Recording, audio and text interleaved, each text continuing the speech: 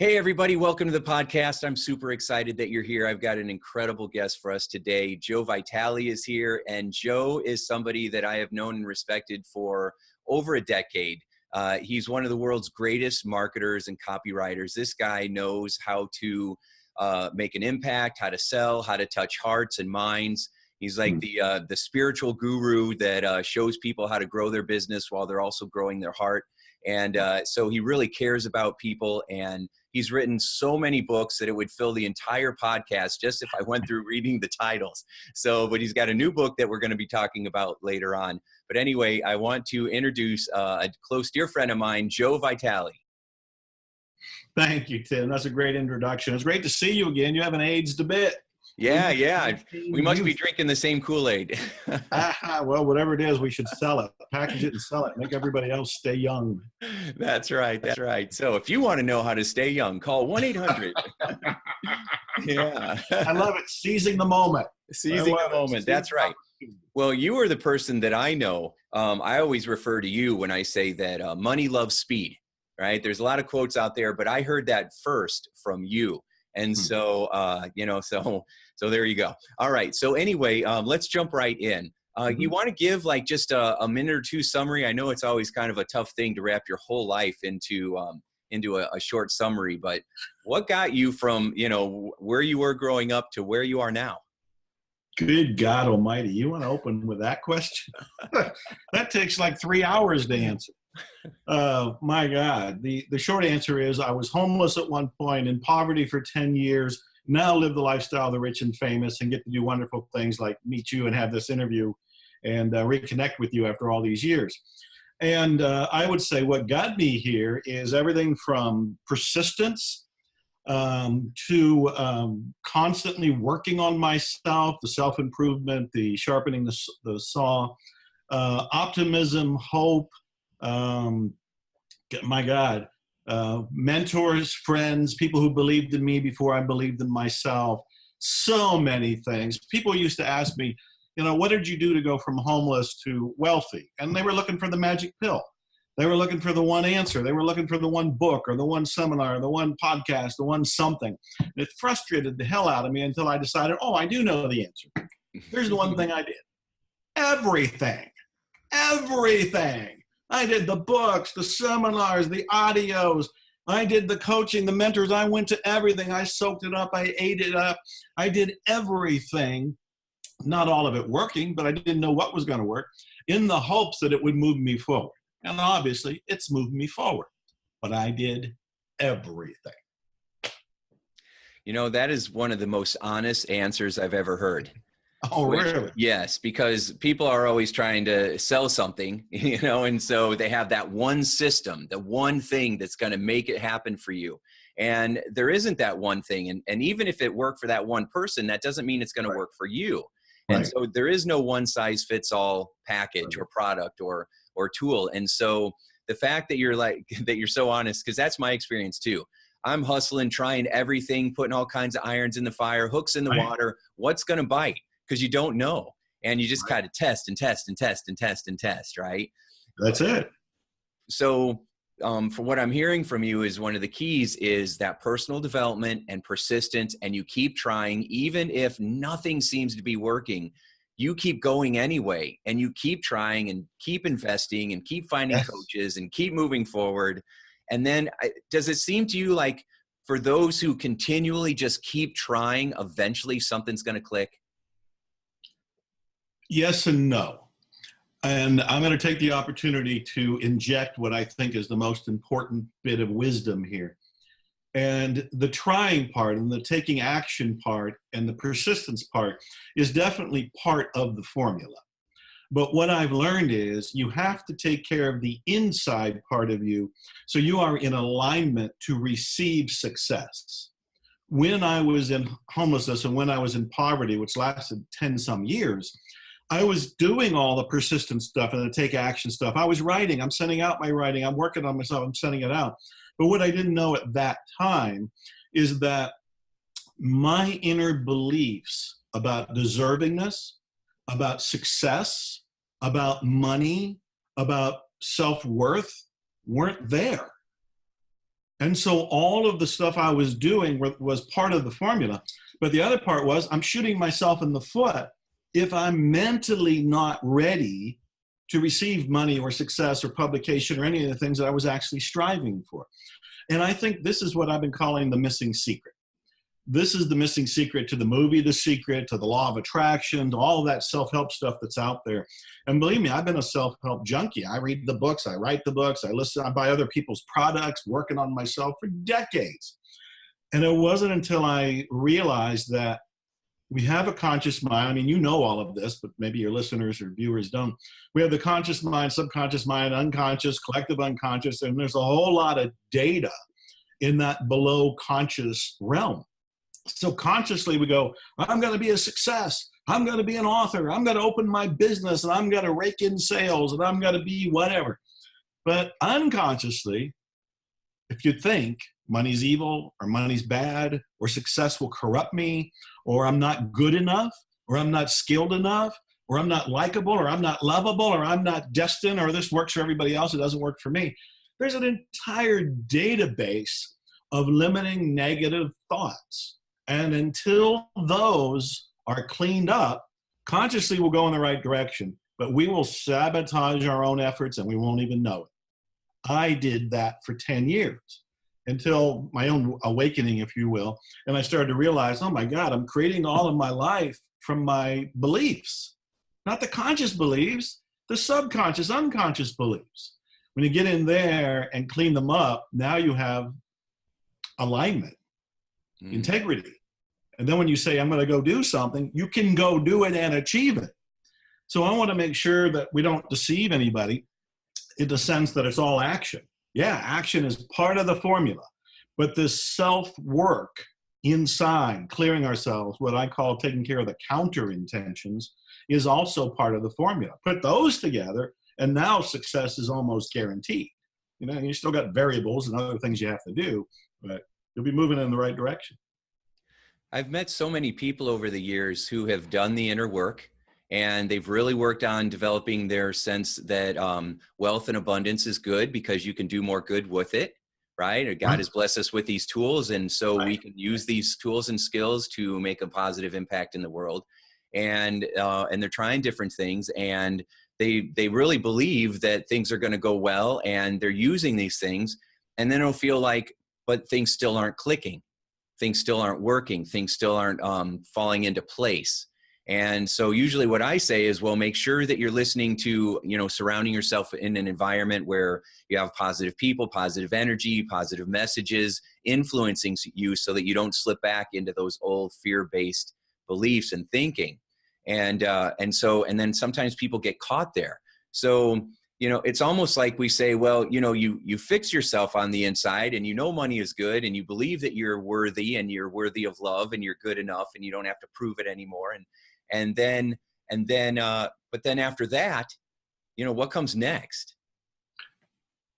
Well, the first thing is if people are working on themselves and still not getting the results that they prefer, I think that's a sign that they are incomplete with that work on themselves. Because in my worldview, we get exactly what we unconsciously believe and expect. We get what we unconsciously believe and expect. I will run into people who will say things like, hey, I watched the movie The Secret, really felt good, but law of attraction doesn't work for me. Or affirmations don't work for me, and visualization doesn't work for me. And I'll go, oh, really? And I'll say, do you ever worry? Oh, yeah, I worry a lot.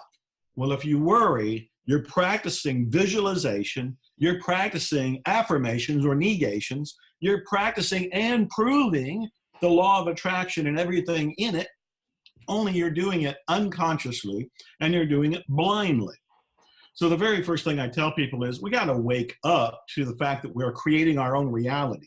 We may be creating it unknowingly and unconsciously until a moment like now, when the right person says the right thing and suddenly they awaken and go, oh, if I'm still struggling in my business, I probably still have beliefs about myself and my business and money. We can't say it's circumstances. We can't say it's the politics. We can't say it's the current environment. in any way, shape, or form, because there are too many examples of people who are succeeding despite it. And those people succeeding despite it are proving that it is possible for all of us to succeed. So what I always say is, it's mirror work. We got to look in the mirror and we got to be ruthlessly honest with ourselves about our beliefs. I've also admittedly found out that it's so easy to deceive ourselves that often the best way to find out what you're really believing is with a coach, with a mentor, being in a mastermind, being with other people who can possibly see or hear your beliefs and then hold up a mirror to you and lovingly, non-judgmentally, let you look at your beliefs and you go, oh, I didn't even know that was there. Because for every one of us, we are living out of our beliefs and don't know it. Your turn to speak so I can drink. Yeah, I know it chokes me up too. So I love that. You know, I love the things. I'm always taking notes, and I don't know if other people do that, but every time I'm on here, I'm just writing notes as quickly as I can. And you said so many good things there. So let me recap. So first of all, worrying is visualization, right? Worrying is using the law of attraction, but just not in the way that you want it to. And I love the term mirror work, right? You got to work with the person who's looking back at you in the mirror. And, you know, I had a coach for a long time that said that you can't see the label when you're in the bottle, right? And so you need objective feedback, someone from outside being able to reflect back what they're hearing from you in order to identify what some of your self-limiting beliefs might be so that you can upgrade them. And because without doing that, you might really feel like you're in a place where you're doing all the right things, all the stuff that you're supposed to be doing, and yet not be on course, right? Because of that self-deception. Exactly. Yeah. So a whole lot of self-awareness. And I admit that my greatest breakthroughs in my personal life came when I started working with a coach. Because it's one thing to read the books, and I write books. I'm trying to help people awaken with the books. But it's one thing to read the books. It's another thing to work with somebody who is listening to your story, listening to your beliefs, and can point them out to you, because we live in a world that is created out of our beliefs. But we will look at it as our reality. It'll seem like concrete, unchangeable reality, when in reality, it's plastic. And life is an optical illusion. And what we're seeing is based on the beliefs that are up here. We're seeing it through filters. So having somebody that's on the outside of my filter pointing out, hey, have you ever considered that maybe that belief is there as a filter? I now get to look at it when maybe I never did before. So I'm a great believer in having coaches, mentors, being in a mastermind, having people who can support you. That's excellent. So from your coaching experiences then, were there any beliefs that you started out with in your career that now when you take a look back, you don't really buy into anymore? Yeah, that's a great question. The biggest one for me, and it was the belief that made me homeless. It was the belief that made me homeless.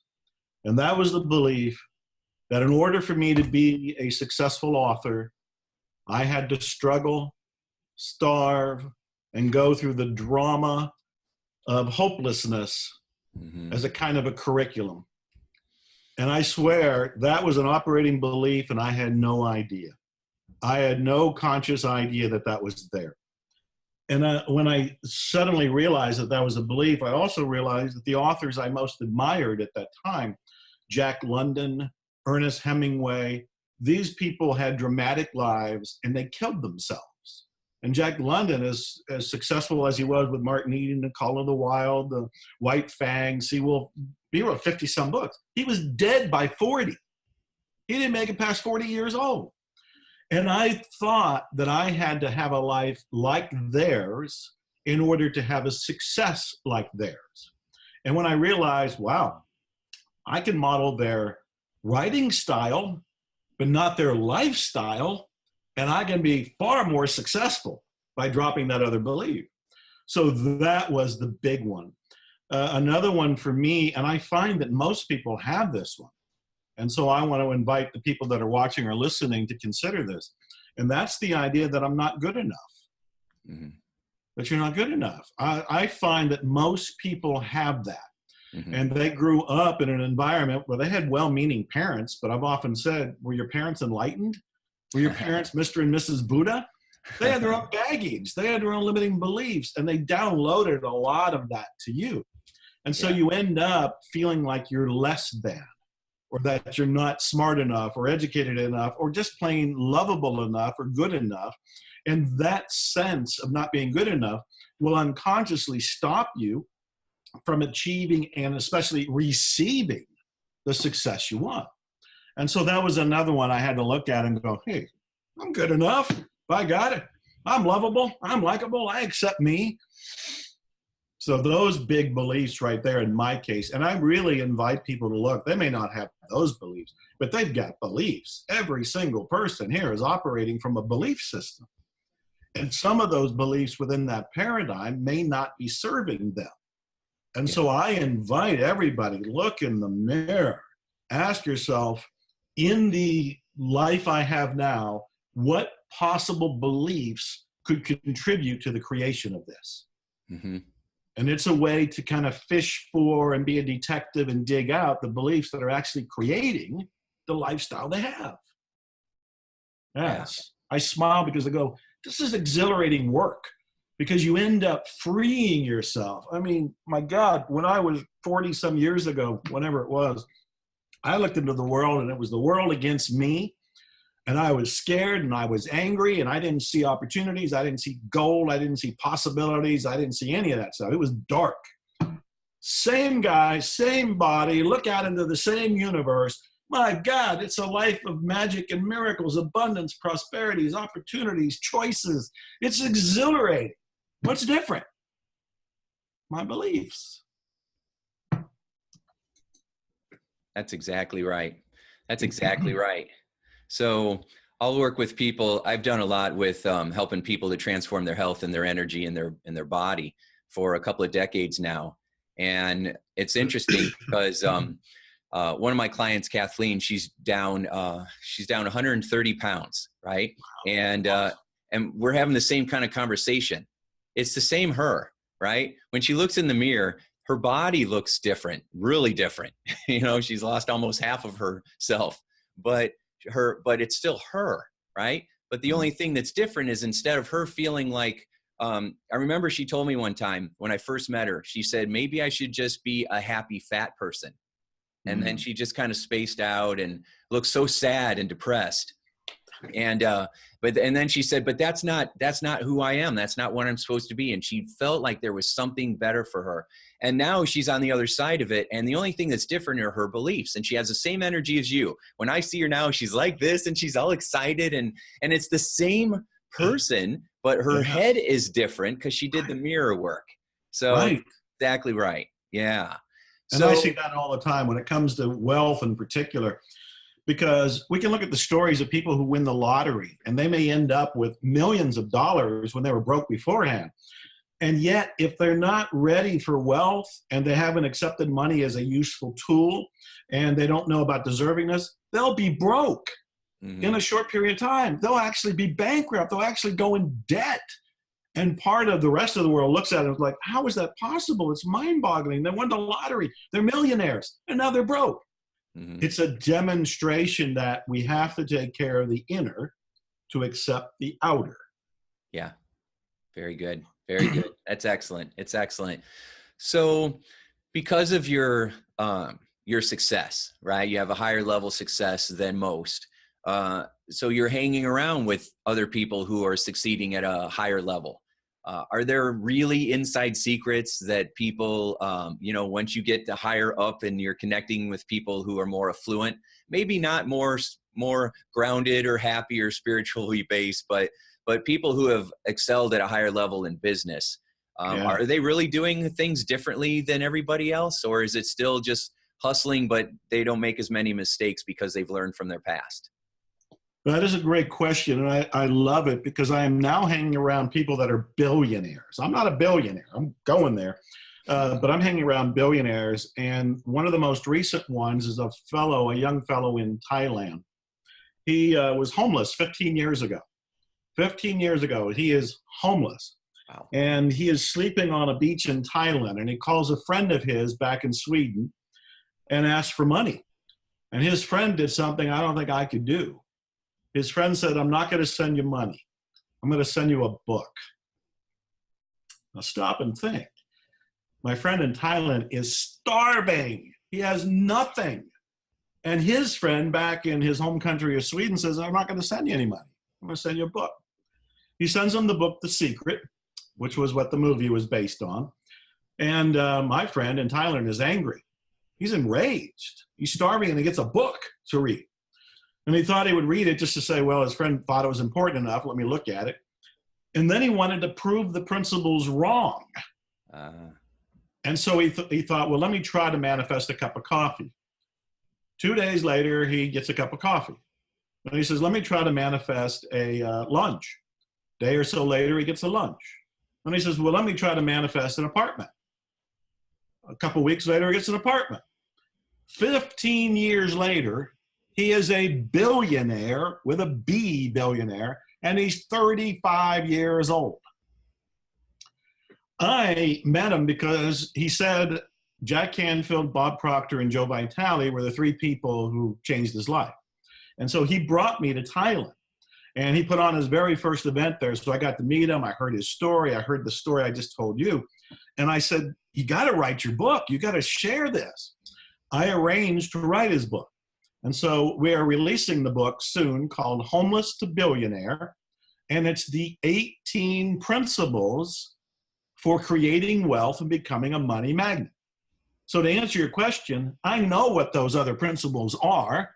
And some of them are principles we know, like visualizing what you want, affirming what you want, things that are in this movie, The Secret, things that are in self-help, things that are in the law of attraction, taking massive action, not being stopped by failures and setbacks, looking at failures and setbacks as data.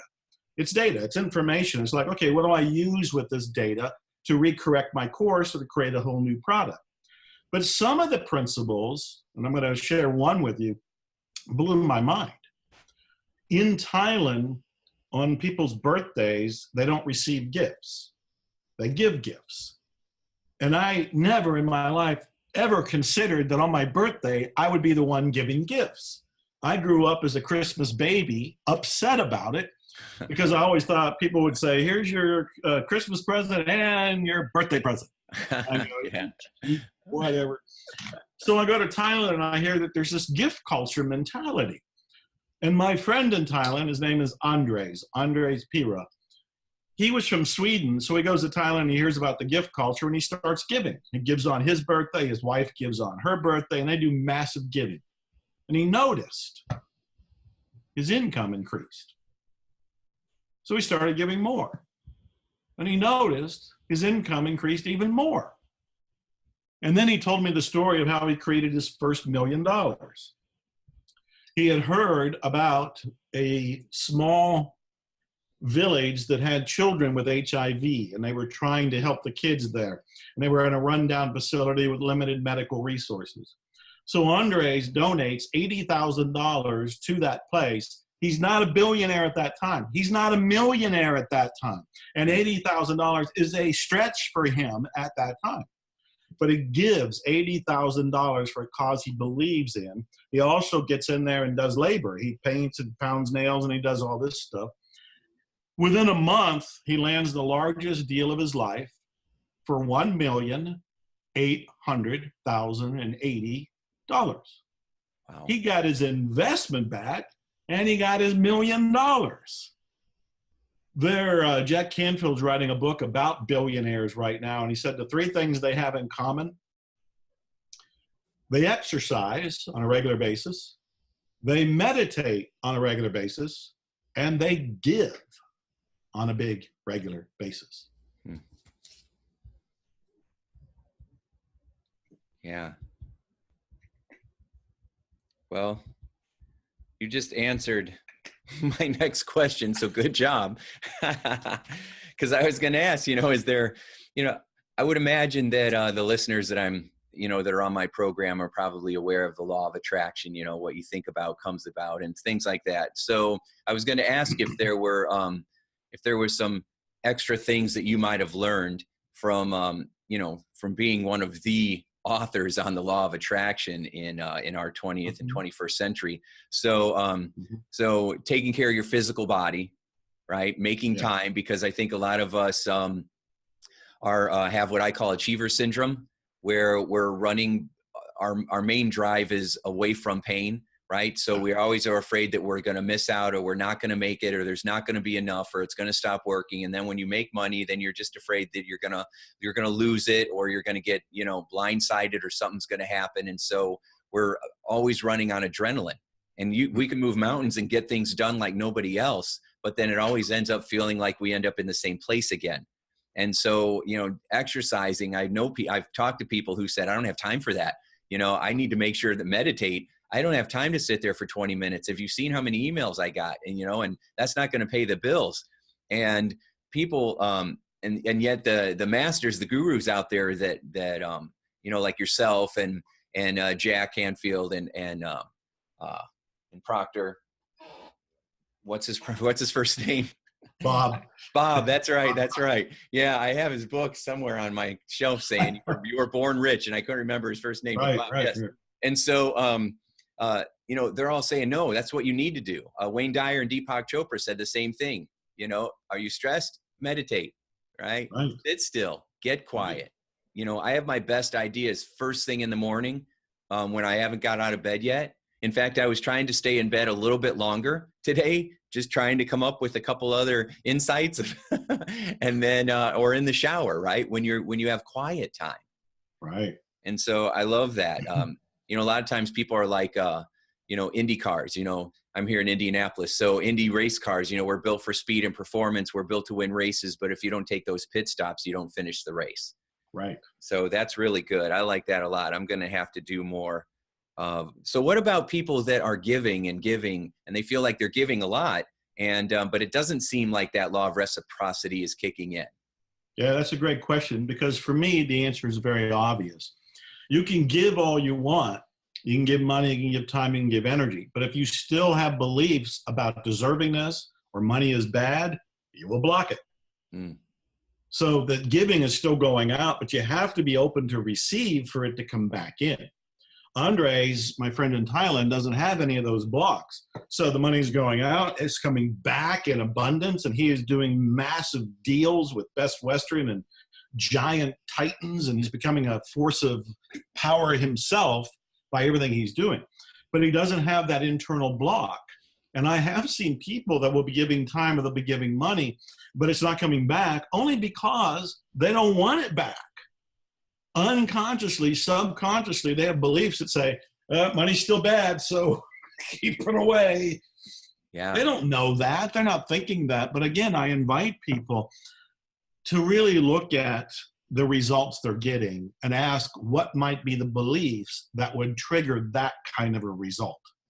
So if we know, and there's, you know, it's overwhelming proof that when we give, it's going to come back.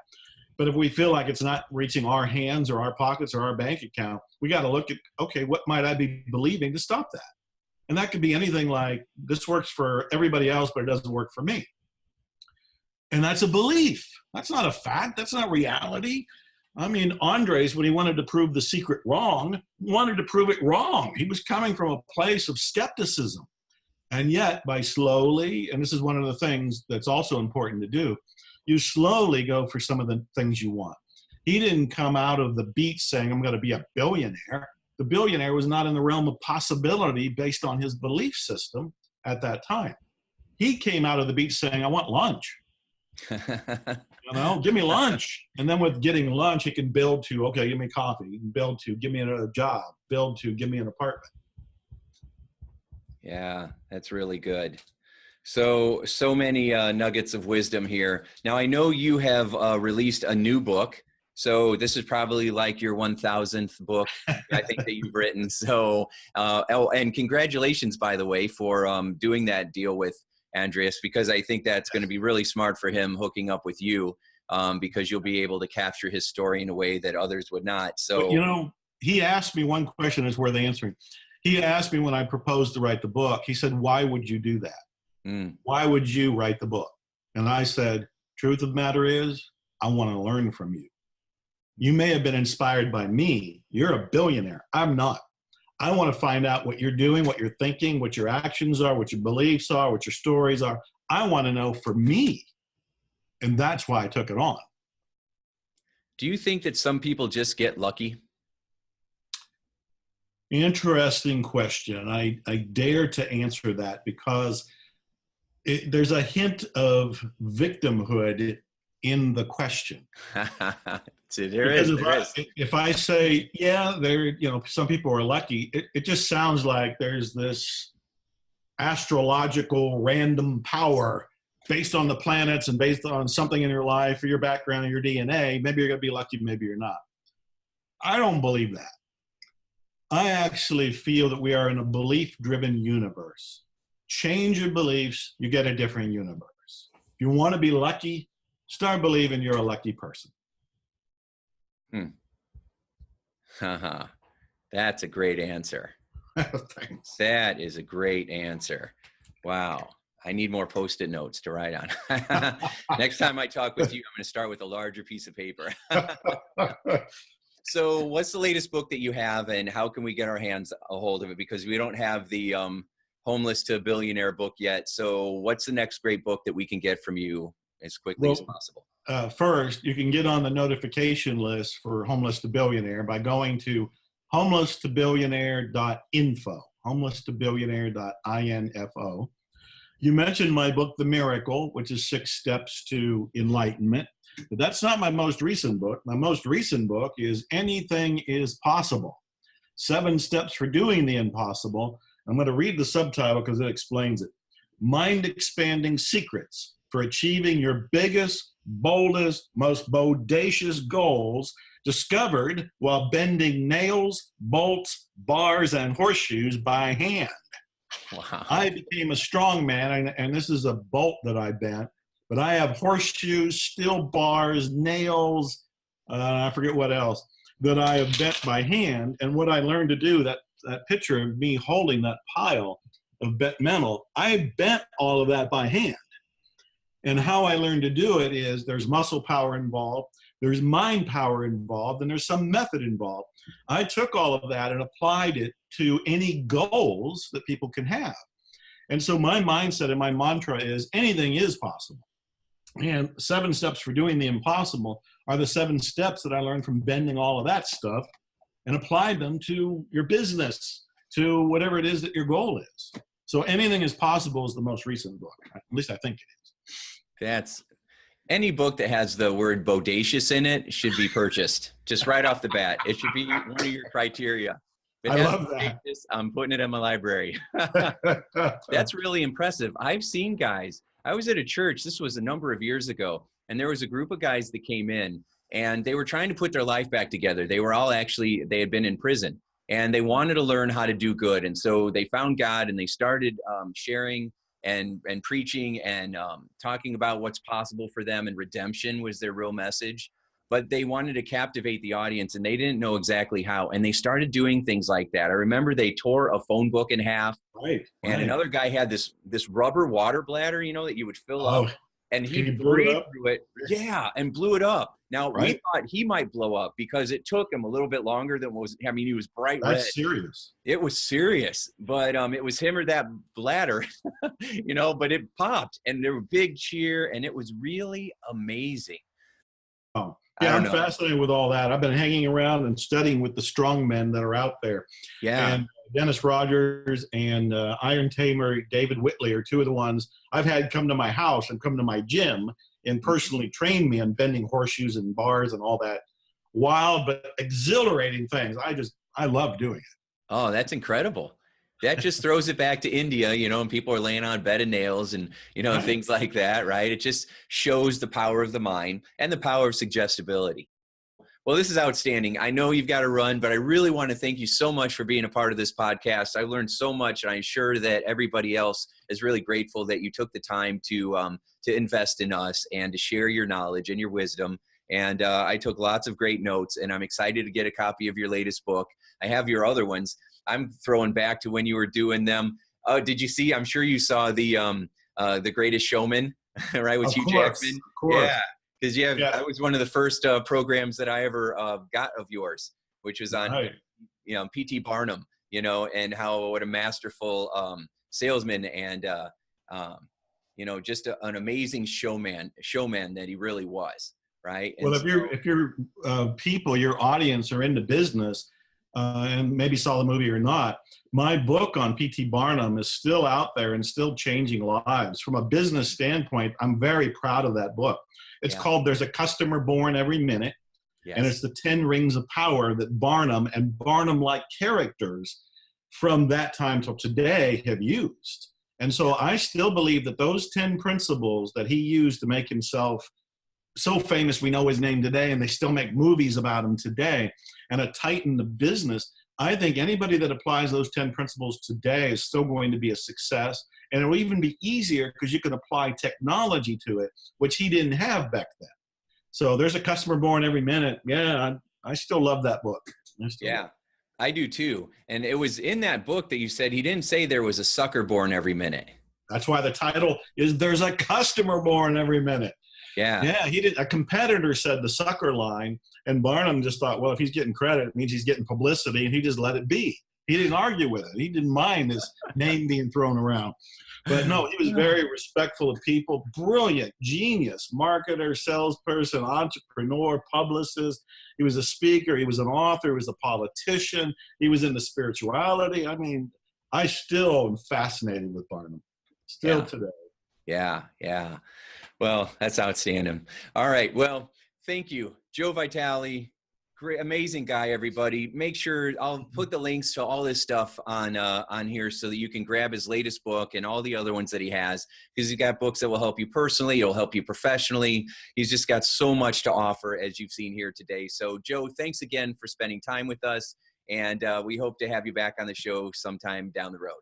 Hey, Tim, anytime you want it. This was a blast. It's a joy to see your smiling face again. So I'm glad to come back whenever you want it. Excellent. Thanks, everybody. All right. Thanks again, Joe. Everybody, thank you for being here. If it wasn't for you, this show wouldn't matter. So we appreciate you. Make sure you apply what you've learned today. Take one of the nuggets that Joe shared with you and start applying it right now. Take a look in the mirror. Success is definitely an inside job. And if you focus on taking care of you and applying these insights, your life will be a sure success. Thanks so much, everybody. Talk to you soon.